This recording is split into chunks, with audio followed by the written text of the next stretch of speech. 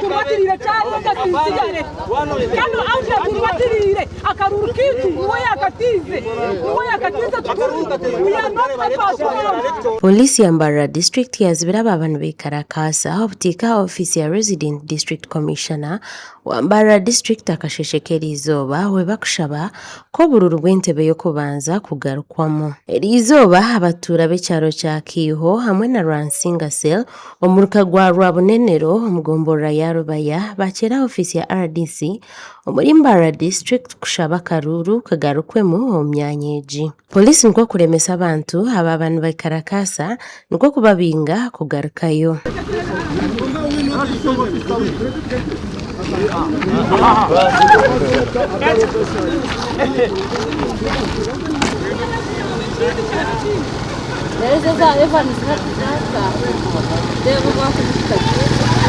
Abantu bashobora ko bururu butaragenzereje hawa abantu abarisrovuyo omyanyeji bakarangira babire batasinjire. Abatura ba Ransinga Cell bashobora buremezo batungireho mu kutera karuru ombyaro byabo. Twatandukana tuhika twabire ntuzakateranda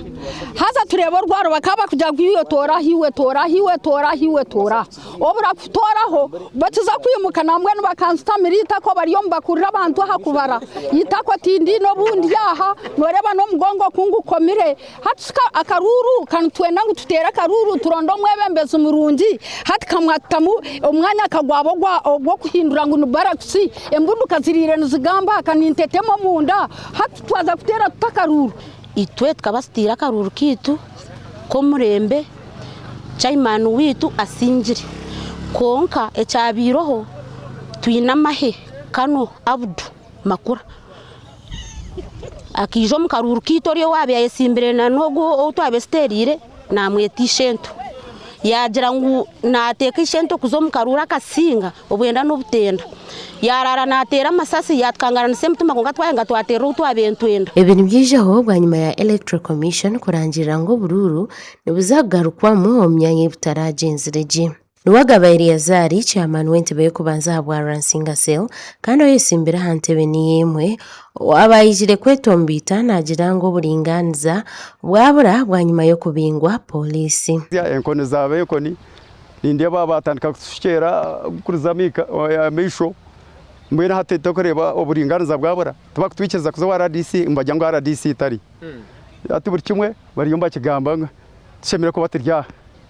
mwe nato buringaniza aho burayi. Wenje Abdul hobiro yesimbire nkamukuru w'entebe yo kubanza habwa Kiho Cell yashobora ko ofisi ya RDC ekinjire kandi ko diso kubashaba inshonga zabo kuzitwara mu bamateka ya deputy twasenge kinjire RDC term twazo mu ofisi ya diso yatshobora ngo amateka nagagira ngo akarura katirwe konka katarekeziwe mukora petition mu gitumu koti zumko den kotiyo ibaniyo yasharamo cyo kora bakagarukwamo batakagarkwamo nuko yatshobora radio. Umugambo na RDC wa Mbarara District nuwagira Nicholas Kandari kure byo kwerinda muri Mbarara District ahasimu yashaba abantu kwikiriza nebyarjiro mu karuru kandi bayanga bazomukoti ibyo kugira ngo bakusincho bururu buke no baba kusinga you must accept ngo bakora si one mango bakotorikiriza no zomukoti you got court because I told them ati nyonyo for the right now abataratira karumba zakagaga mazakatera segirize bari bamarize akarura bataratira karuna kamwe mazakamba zakatera omuntu babatira karumba kakusinga you got court. Ahabwa tayari Western Susan Alinomkisa wa Mbarara District.